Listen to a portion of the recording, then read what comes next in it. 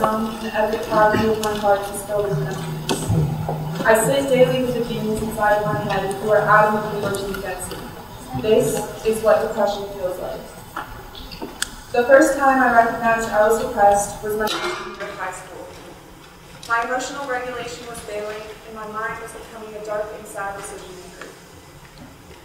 I lashed out at those around me, especially my family. Our relationship was crumbling. I was unable to pull myself out of the growing hole that my depression had dug for me. This being the darkest point in my life, in an act of utter desperation, I tried to take my own life.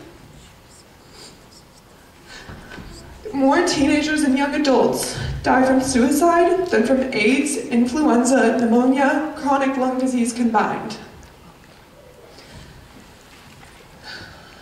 But to this day, I am beyond grateful that I was given a second chance to turn my life around, because many people are not given that second chance. But at that point in my life, I was not thinking about the future. I had absolutely no will to live, and it was all consuming. In this time of darkness, it became evident that my loved ones needed to intervene. After consistent cries for help, my parents chose to send me to a therapeutic wilderness program. My point in sharing my story with you is not to dwell on the negatives of depression. My point is to share my experiences and the infinite positives that I have gained. As I mentioned before, I was sent to a therapeutic wilderness program. For those of you that are unfamiliar with the term therapeutic wilderness, it is a program that teenagers are sent to for a variety of issues from substance abuse to depression. I went to a program called Aspiro. Here, I learned to lead myself beyond my dark and confusing thoughts. Here, I feel that I reset my own mental balance. I feel there, surrounded by nature, I truly found myself. This was my journey towards becoming happy, towards recovering from my depression. These are the steps that I took to become a better person and towards finding happiness in my imperfections. The first step to any wilderness program is acceptance. First, I had to accept that I was in the woods for the next 2 months and there was nothing I could do about it.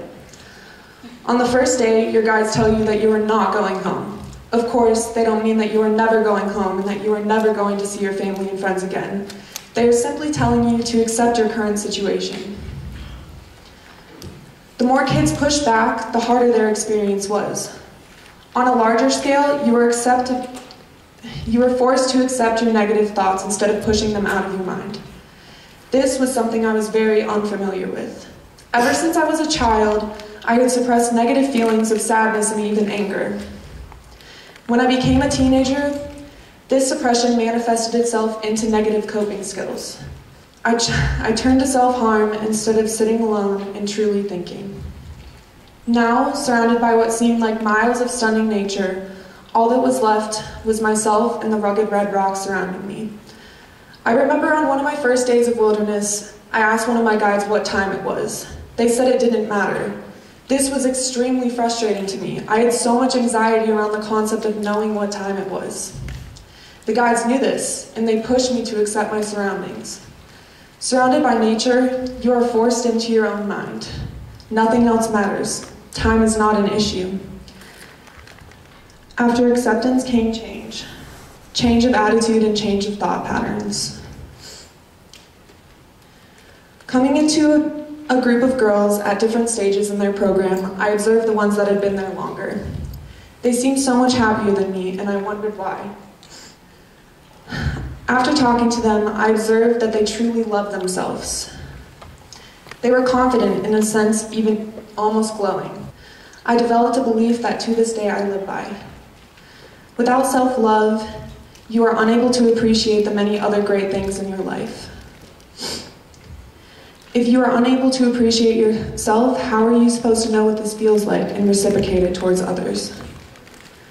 The most change-provoking experience was when I received my impact letter from my family. Receiving an impact letter was part of everyone's process in wilderness. Families would write to their children about how their issues had affected each person in the family. This was the first time that I had truly realized how much I had hurt those around me. I was forced to read my impact letter aloud to my therapist, and I could barely finish because by the end I was choking on my own tears. I remember reading the last couple of words, and I was struck by the silence of the woods around me. After my therapist left, I sat by myself. The sun beat down on my face, circled by the red rocks that surrounded me, and the beauty that was so familiar to me. I found comfort. I accepted my free-flowing thoughts and formulated ideas on how I could fix my life, how I could fix my relationship with others. Encased by my ever-changing surroundings, I realized that everything on earth constantly changes. Change is not something to shy away from. Change is something to move towards. Change is necessary for growth. After acceptance of my surroundings and change of my thought patterns, I was able to appreciate everything in my life so much more. Living a primitive life, I appreciated every small thing that was given to me. I no longer dreaded our night hikes that our group took at 10 or 11 at night.